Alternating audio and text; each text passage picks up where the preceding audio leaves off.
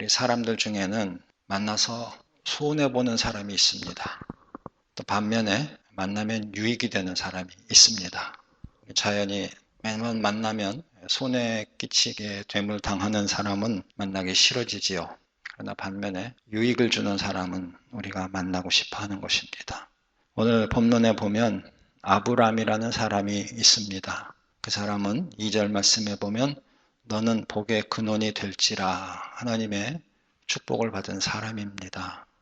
그건 사실 1절, 2절, 3절에 보면 하나님이 그렇게 될 것이다, 그렇게 하라 하는 명령이 3개 나오고 있는데요.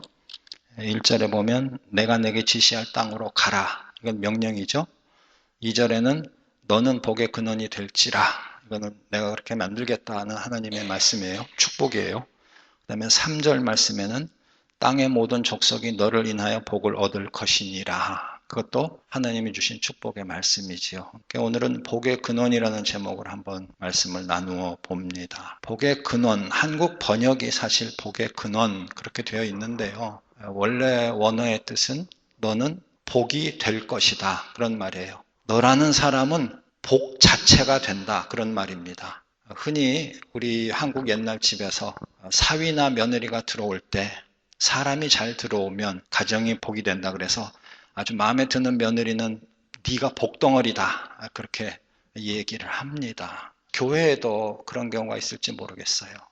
어떤 한 교인이 옴으로 인해서 그 교회가 아주 좋아지는 것이죠. 그래서 온 성도님들이 그 교인 보고 당신은 복덩어리입니다. 아브라함이 바로 복덩어리입니다. 복의 근원이 될지라 하는 말은 너는 복 그 자체가 된다 그런 뜻입니다. 여러분 복의 근원 또 다른 사람에게 복을 끼치기 위해서 먼저 우리가 해야 할 것은 내가 복을 받아야 되겠죠. 그래서 내가 복 자체가 돼야 합니다. 아브라함에게는 어떤 복을 주셨나요? 2절에 너로 큰 민족을 이루고 그 다음에 내게 복을 주어 내 이름을 창대케 하리니 그랬습니다. 2가지 복이에요. 너로 큰 민족을 이룬다. 이건 후손의 축복이지요. 많이 나와서 각자가 다 번성하는 것입니다. 그리고 전 세계적으로 뻗어나가는 것입니다. 오늘날 유대인을 보면 중국 사람이나 한국 사람처럼 세상에 안 간 곳이 없잖아요. 유대인들은 다 흩어져서 살아요. 우리 중국 사람들도 흩어져 살고 우리 한국 사람들도 흩어져 사는데 큰 민족을 이루고 강한 민족이 되겠다. 수만 많은 것이 아니라 강한 민족.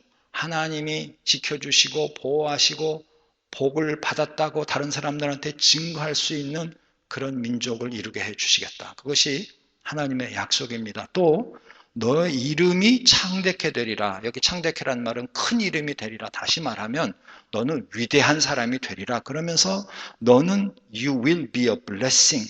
너는 축복의 상징 그리고 하나님의 은혜의 상징의 사람이 될 것이다. 그렇게 얘기합니다. 그런데 사실은 아브라함의 후손 중에 복 중에 복인 사람이 태어나지요. 이 약속이 이루어지면서 내 후손이 잘 되리라 그랬는데 왕이 나오잖아요. 아브라함의 후손 중에 왕이 나오죠. 그러나 그 왕들은 실패했어요. 심지어 다윗도 실패했어요. 그래서 인간의 왕은 다 실패했는데 나중에 신약시대에 가서 왕 중에 왕이 나오시죠. 그게 바로 메시아 예수 그리스도. 그 예수 그리스도는 복 중에 복입니다. 갈라디아서 3장 16절에 보면은요. 이 약속들은 아브라함과 그 자손에게 말씀하신 것인데 여럿을 가리켜 그 자손들이라 하지 아니하시고 오직 하나를 가리켜 내 자손이라 하셨으니 곧 그리스도라. 아브라함의 자손 복수로 받지 않고 단수예요. 아브라함의 자손 그러면 12민족, 12아들들로 인한 그리고 12지파 이렇게 돼서 복수가 돼야 하는데 그게 아니라 단수예요. 그 약속의 자손. 그로 인해서 온 백성이 복을 받는다 했을 때 그 한 사람은 누구예요? 메시아 예수 그리스도라. 그래서 예수 그리스도를 통해서 복을 받는다. 그러므로 구약에 나온 아브라함은 앞으로 오실 메시아 예수님을 미리 보여주는 것입니다.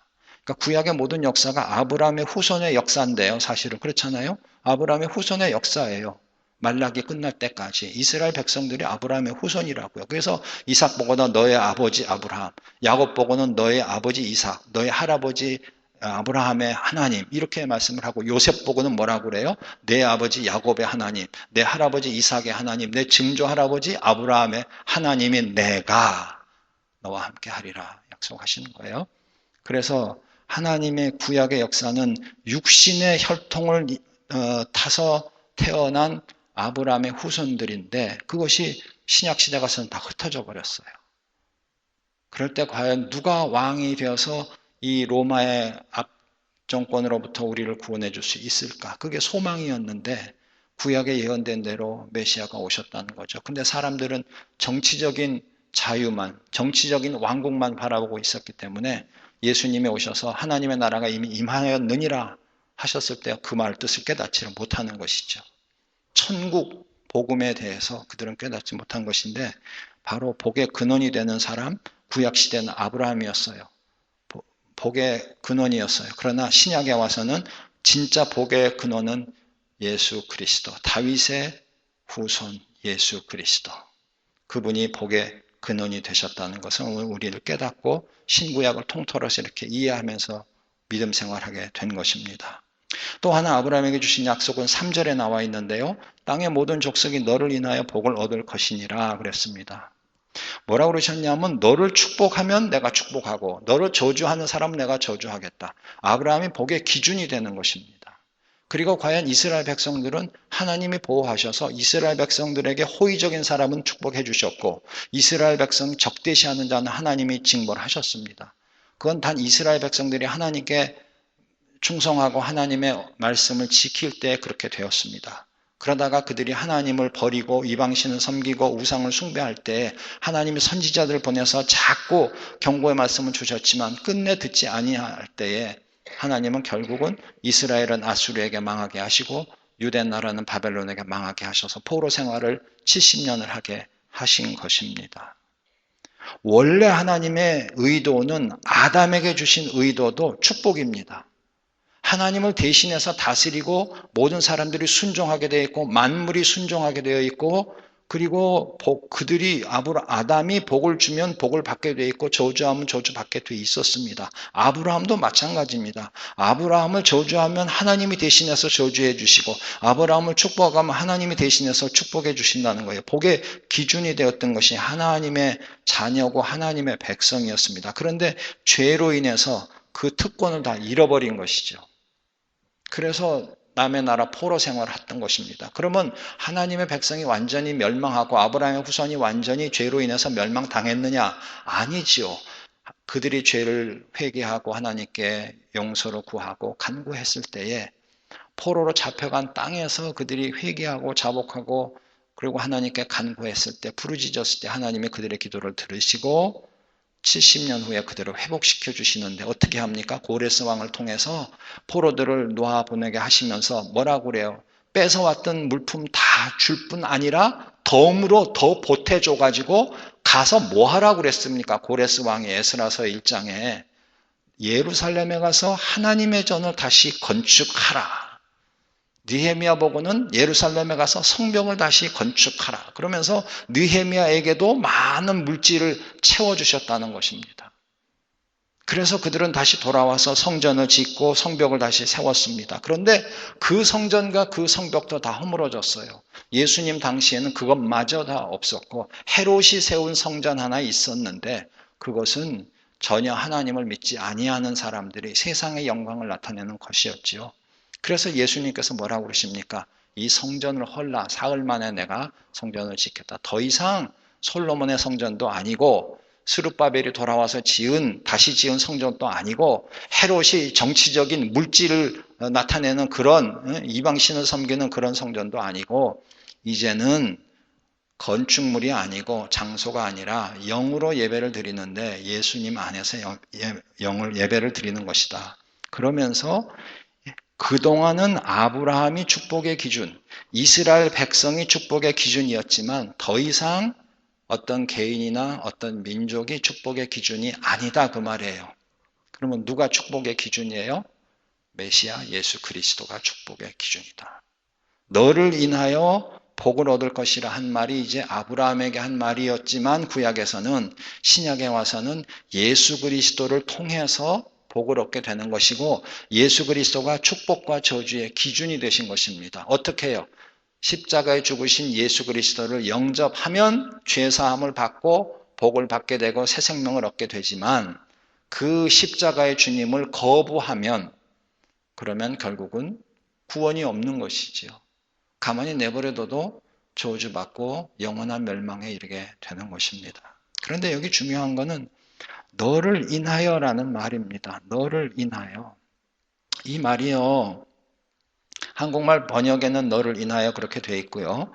NIV 영어 성경에는 through you, 너를 통해서 복을 받는다 그랬는데 사실 이 히브리어 원 뜻에 보면 in you가 더 정확합니다. 내 안에서 복을 받는다. 이 참 어려운 말이에요. 어떻게 아브라함 안에서 복을 받습니까? 아브라함의 씨는 아브라함 몸속에 있다가 사라를 통해서 아들이 났으니까 아브라함 몸을 통해서 후손이 생겼으니까 자식들이 그 의미인가 육적으로 생물학적으로 그렇게 생각할 수 있겠지요. 어느 정도는 그 말이 맞아요. 다 아브라함의 피를 혈통을 타고 태어난 사람들이니까 다 그 말이 그럴듯해 보여. DNA를 다 가지고 태어난 것이죠. 그러나 그런 육체적인 생물학적인 세상적인 의미가 아니라 하나님이 복 주신 그 사람, 그 안에서 하나님이 역사하시는 그 안에서 복을 받게 된다는 것입니다. 이것이 신약의 예수 그리스도에게 와가지고는 확실하게 깨닫게 되는 것이죠. 어떻게 해요? 예수 그리스도가 내가 너 안에 너가 내 안에 있으면 있잖아요. 내 안에 거하라. 너희가 내 안에 내가 너희 안에 있으면 이 사람은 과실을 많이 맺나니 구원받을 뿐만 아니라 열매 맺는 삶을 살게 되는 것이죠. 그래서 예수님 안에 거하는 사람은 복을 받게 되는 것이고 구원을 받게 되는 것이고 영원한 생명을 얻게 되는 것이고 천국 백성이 되는 것이고 하나님의 자녀가 되는 것이고 이 땅에 사는 동안에 귀한 열매를 맺게 된다는 것입니다. 마지막에 하나님 앞에 섰을 때에는 영원한 상급을 받게 되는 것이죠. 그래서 여기서 아브라함 안에서 너희들이 복을 받을 것이다. 땅의 모든 족속이 아브라함 안에서 복을 받을 것이다. 니고데모가 어떻게 거듭날 수 있습니까? 어머니 태에서 이미 나온 사람이 어머니 태 속으로 다시 들어갑니까? 아브라함 속이라고 그랬으니까 어떻게 해서라도 아브라함 혈통으로 들어가야 되겠다. 그 뜻이 아니고요.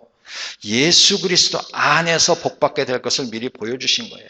이스라엘이라는 한 민족은 하나의 샘플 케이스였단 말이에요. 앞으로는 육신의 혈통의 이스라엘 민족이 아니라 예수 그리스도의 보혈로 맺어진 영적인 혈통의 자녀들이 이와 같이 예수 그리스도 안에서 복받게 될 것이라는 것입니다.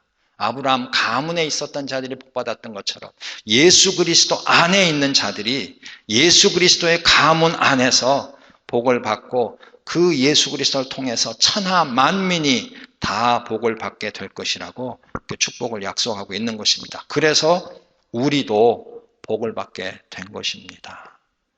어디 조선 땅에 남존 여비가 그렇게 철두철미하고 양반과 상놈의 구분이 그렇게 철두철미했던 나라에서 어떻게 그렇게 구원의 역사가 쇠사슬이 다 끊어지고 구원의 역사가 일어날 수 있어요? 오직 예수 그리스도의 복음으로 인해서 그렇게 된 것이죠. 그러기 위해서 선교사님들은 수 없는 피를 뿌리게 된 것이죠. 우리는 그래서 축복을 받은 것입니다. 그러면 이제 어떻게 돼야 돼요? 우리 자신을 한번 살펴보십시다. 아브라함은 복의 근원이 되었고 예수님도 복의 근원이 되셨고 아브라함을 인해서 땅의 모든 족속이 복을 받았고 예수님을 인해서 땅의 모든 족속이 복을 받아서 우리도 복을 받았는데 우리는 앞으로 어떻게 살아야 되느냐 그 말입니다. 우리도 아브라함처럼 예수님처럼 복의 근원이 되는 사람이 돼야 한다는 것입니다. 우리가 먼저 복을 받아야 합니다. 돈 많이 벌고 높은 지위에 올라가고 자식들이 세상적으로 잘 되고 그 얘기가 아니고요. 정말로 하나님이 택하신 자들, 하나님이 작정하시고 복을 주기로 하신 사람들이 되어야 한다는 것입니다. 그래서 누가 봐도 저 사람은 예수 믿고 복 받았네 라고 말할 수 있는 사람들이 되자는 것입니다. 우리가 복을 받아야 합니다. 어떻게 복을 받습니까? 예수님 안에 있으면 복을 받게 되어 있습니다. 어떻게 복을 받습니까? 하나님의 계명을 지키면 복을 쏟아 부어 주시겠다고 약속하셨습니다. 그러므로 우리는 복을 받는 삶이 되어야 합니다. 그 다음에 아브라함을 인하여 땅의 모든 족속의 복을 받았고 예수님을 통해서 땅의 모든 족속의 복을 받았으니 우리를 통해서도 땅의 모든 족속의 복을 받아야 하지 않겠습니까? 하나님이 왜 복을 주셨어요? 나만 잘 살라고? 내 가족만 잘 살라고? 우리 교회만 잘 되라고? 아니지 않아요. 하나님이 우리에게 복을 주신 것은 우리가 복의 통로가 되어야 한다는 것입니다. 우리가 예수님 안에 거함으로 복을 받았던 것처럼 다른 사람들도 예수님 안에 거하면서 복을 받을 수 있도록 우리가 그런 역할을 해야 한다는 것입니다. 나를 인하여 다른 사람들이 복을 받을 수 있게 해 주어야 한다는 것입니다. 그러기 위해서 우리는 다른 사람들을 주님께로 인도하는 사명을 감당해야 되는 줄로 믿습니다. 뿐만 아니라 세상 속에서 우리가 살 때에 누가 봐도 우리는 그리스도인이다, 하나님의 자녀다라고 인정할 수 있는 그런 사람이 되어야 한다는 것입니다. 우리가 굳이 입으로 전도하지 않아도 우리의 삶 자체를 보고 다른 사람들이 매력을 느껴서 교회 다니는 사람은 다 당신 같습니까? 예수 믿는 사람들은 다 당신 같습니까? 당신의 사는 모습이 너무 아름답습니다. 나도 예수님 믿고 당신처럼 아름다운 삶 살기를 원합니다. 이렇게 되어야 한다는 것입니다. 그러나 그 길이 얼마나 어렵습니까? 완전한 사람이 어디 있습니까? 말 실수하죠. 행동 실수하죠. 마음으로, 사람은 모르지만 주님은 아시는 대로 마음으로 죄를 짓지요. 얼마나 우리는 부족한 것이 많습니까? 그러나 우리의 중심이 주님을 향하면 주님께서 우리의 실수와 허물에도 불구하고 우리를 사용하셔서 그와 같이 우리를 인하여 복을 받는 사람들이 생겨날 수 있도록 축복해 주신다는 사실을 기억해야 합니다. 꼭 우리가 한 가지 해야 할 것이 있습니다. 그것이 무엇입니까? 아브라함이 했던 것처럼 해야 합니다. 아브라함은 복을 받았고 아브라함으로 인하여 복을 다른 사람들이 받았는데 그러기 위해서 어떻게 했습니까? 하나님이 아브라함 보고 어떻게 하라고 하셨습니까? 다시 1절로 돌아갑니다. 여러분들 1절 말씀 기억하세요? 1절 보세요. 다 같이 1절만 읽습니다. 시작. 여호와께서 아브라함에게 이르시되 너는 너의 본토 친척 아비 집을 떠나 내가 내게 지시할 땅으로 가라. 그래서 아브라함은 떠났습니다. 아브라함은 떠났습니다. 우리도 떠나야 합니다.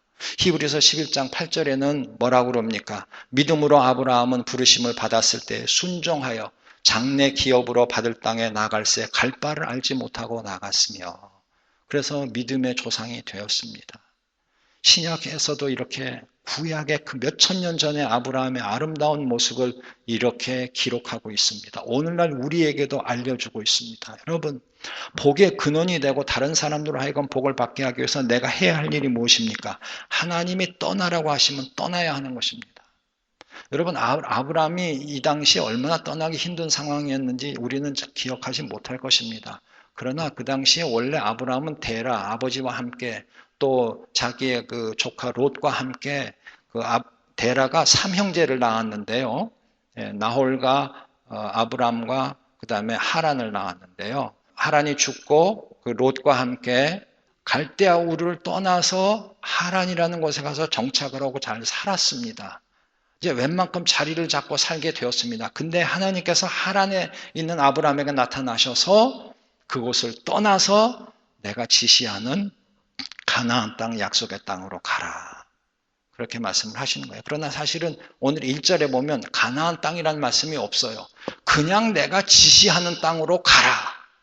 그래서 히브리서 11장 8절에는 갈 바를 알지 못하고 떠났다 그런 말이 있어요. 여러분 이게 얼마나 힘드냐 하면 한번 이민을 왔어요. 그래서 정착을 했습니다. 자식도 낳고 물론 아브라함은 그때 자식이 없었지만 그러나 자기 형제들은 다 자식을 낳고 사업을 꾸렸단 말이에요. 그들은 목축업을 했던 농사를 지었던 웬만큼 사업이 기반이 잡히고 생계 유지가 되고 정착을 하고 친숙해져서 살고 있었는데 또다시 이민길을 떠나라고 하는 것입니다. 그것도 어디로 언제 어떻게 가야 하는지 정확하게 가르쳐 주시지 않았다는 것입니다. 요즘처럼 자동차에 내비게이션이 있어가지고 기계에다가 주소를 입력해 놓으면 그냥 그러고 운전하고 가면 전방 얼마에서 라이트 턴을 해라, 전방 얼마에서 레프트 턴을 해라, 그 길로 얼마만큼 한 100m 곧장 가라, 뭐 이런 식으로 지시가 다 나오는 거예요. 하나님께서 내비게이션처럼 그렇게 해주셨을까? 잘 모르겠습니다. 하나님께서 내가 가는 그 목적지가 어떤 땅이다 자세히 가르쳐 주셨을까요? 요즘처럼 구글 해가지고 어떤 도시 이름을 넣든지 어떤 휴양지 이름을 넣으면 그 모든 사진부터 시작해가지고 인포메이션이 다 나옵니다. 이 당시에는 그런 게 있을 리가 만무하지요. 그런데 아브라함은 하나님의 말씀을 순종하면서 떠났다는 것입니다. 이것이 귀한 것입니다. 여러분, 스튜어트 브리스코라는 영국의 그 유명한 성경학자는 이런 얘기합니다. 사람들이 세 가지 버리기 어려운 것들이 있다고 그래요. 다 P자로 시작하는데 처음에는 패션이래요. 자기가 가지고 있는 어떤 열망, 그거 버리기가 힘들대요. 뭐 하고 싶어 하는 거, 그 욕망이죠, 욕망. 그 욕망을 버리기가 힘들다. 두 번째 버리기 힘든 건 possession, 자기의 소유입니다. 내가 집을 가지고 있다든지 사업체를 가지고 있다든지 이거 포기하는 거 쉽지 않다는 것입니다. 세 번째는 뭡니까? position, 지위입니다. 내가 가지고 있는 어떤 지위를 포기하는 게 쉽지 않다는 것입니다. 내가 가지고 있는 어떤 욕망, 내가 가지고 있는 모든 소유, 재산, 내가 가지고 있는 어떤 지위, 이 세 가지를 버리기가 힘들다는 것입니다. 그런데 하나님께서는 지금 아브라함에게 그걸 다 버리라고 하시는 거예요. 힘들게 와서 정착했는데 또 떠나라고 하시는 겁니다. 우리가 지금 고국 땅 대한민국을 떠나가지고 LA 와가지고 나름대로 정착을 했는데 또 떠나라고 그러시는 거예요.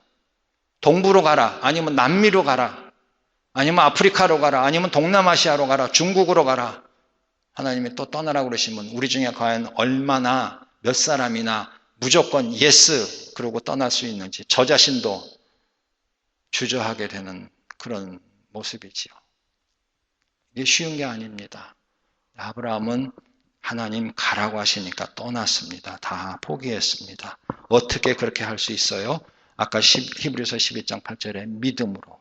이 믿음은 뭐예요? 어떤 사건에 대한 믿음이에요? 어떤 기적에 대한 믿음이에요? 아니잖아요. 하나님께 대한 믿음입니다. 여기서 우리가 꼭 깨달아야 할 것은 무엇을 말씀하셨느냐, 하나님이 어떤 말씀을 하셨느냐, 그 말씀의 내용이 중요한 게 아니라는 것입니다. 하나님의 말씀을 들어보니까 그거는 가능할 것 같아요. 그럴듯해요. 그러니까 내가 믿고 받아들이겠습니다. 그게 아니라는 것입니다. 하나님의 하신 말씀 내용이 전혀 믿을 수가 없는 거예요. 내 이성으로는 납득할 수가 없는 거예요. 그럴지라도 무엇을 말씀하셨을지라도 누가 말씀하셨느냐, 이게 중요하다는 것입니다. 하나님이 말씀하셨으면 무슨 말씀을 하셨어서라도 그것은 확실한 거라는 것입니다. 내 생각에는 불가능해 보이는 것 같고 세상은 다 아니라고 할지라도 하나님이 말씀하셨기 때문에 그것은 이루어진다는 것입니다. 내가 순종을 해야 한다는 것입니다. 그런데 우리 믿는 사람들 중에 가끔은요, 성경 말씀도요, 그 내용이 뭐냐에 따라서 이건 믿을 수 있고 이건 믿을 수 없고 구분하는 사람들이 있어요. 내용이 중요해요. 무엇을 말했느냐? 아니에요. 누가 말씀하셨느냐가 중요합니다. 목사가 얘기한 거는 틀릴 수 있어요. 다 믿을 수가 없어요. 아무리 신령한 성도가 말씀하셨어도 다 믿을 수 없어요. 대통령이 말한 거 믿을 수 없어요. 그러나 하나님 아버지께서 말씀하신 것은 한 점 한 획도 없어지지 않습니다. 그대로 이루어집니다. 요즘 제가 열왕기하 새벽마다 이렇게 보고 있는데요. 여러분 거기 보면 여호와 하나님께서 말씀하신 대로 그렇게 되니라. 아합의 집에 여호와께서 엘리야를 통해서 하신 말씀대로 이루어지니라. 하나님 말씀하신 대로 그대로 이루어지니라. 그런 말이 여러 번 나오고 있습니다. 여러분, 하나님의 말씀은 결코 땅에 떨어지지 않습니다. 다 이루어집니다. 아브라함은 그 신앙을 가지고 있었어요. 하나님을 신뢰하는 것입니다. 그러므로 그분이 말씀하시니까 다 듣는 것이에요. 다 믿는 것이에요. 다 순종하는 것이에요. 과연 우리의 믿음이 그러냐 하는 것입니다. 하나님을 우리가 어떻게 받아들이느냐는 것입니다. 하나님과 우리의 관계가 어떤 관계냐가 중요합니다. 정말 그 사람을 믿는다면 그 사람이 하는 말을 다 들어야 하는 것입니다. 그 사람을 믿지 못하면 그 사람이 하는 말을 우리는 구분을 해야 합니다. 우리는 하나님의 말을 구분할 수 없습니다. 해서도 안 됩니다.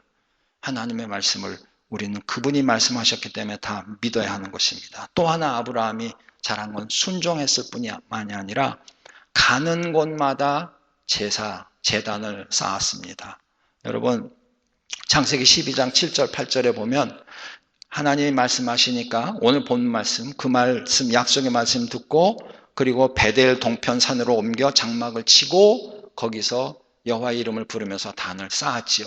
그 다음에 한 군데 더 14장에 가면 마물의 상수리 수풀에 이르러서 하나님이 약속의 말씀 다시 한번 주시니까 거기서 또 제단을 쌓습니다. 이걸 제가 다 뽑아서 알려드릴 수가 없어서 우선 대표적으로 두 가지만 했는데요. 아브라함은 가는 곳마다 제단을 쌓고 여호와의 이름을 불렀습니다. 이것이 아브라함이 복의 근원이 된 순종의 모습입니다. 우리는 어떻습니까? 우리도 이와 같이 해야 합니다. 하나님이 말씀하셨기 때문에 가라면 가고 서라면 서야 하는 것입니다. 그리고 가든지 서든지 우리의 삶이 제단을 쌓는 삶이 되어야 될 줄로 믿습니다. 만약에 우리가 그렇게 한다면 하나님께서 우리를 통해서 영혼을 구원하고 복을 전달해 주시는 그런 놀라운 역사를 이루어 주실 줄로 믿습니다. 저와 여러분들이 그런 도구들이 될 수 있기를 바랍니다. 그러기 위해서 우리는 다른 사람들을 주님께로 인도해야 합니다. 우리 예수 그리스도께서도 하늘 보좌를 버리시고 이 땅에 오셔서 하나님의 말씀에 순종하고 십자가의 죽으심으로 말미암아 모든 민족을 구원하시고 하나님의 자녀가 되게 해 주셨습니다. 여러분, 희생해야 된다는 말입니다. 지난번에도 말씀드렸지만 우리가 결단하고 행동해야 합니다. 하나님이 우리를 변화시키셔서 사용하실 때에 그것이 아픔이 있을 수 있습니다. 오래 걸리기 때문에 인내해야 될 수도 있습니다. 위험 부담도 있습니다. 우리가 희생을 각오해야 합니다. 그러나 이것을 결단하고 행동으로 옮겨야 합니다. 하나님이 우리와 함께 하시고 은혜 주실 줄로 믿습니다.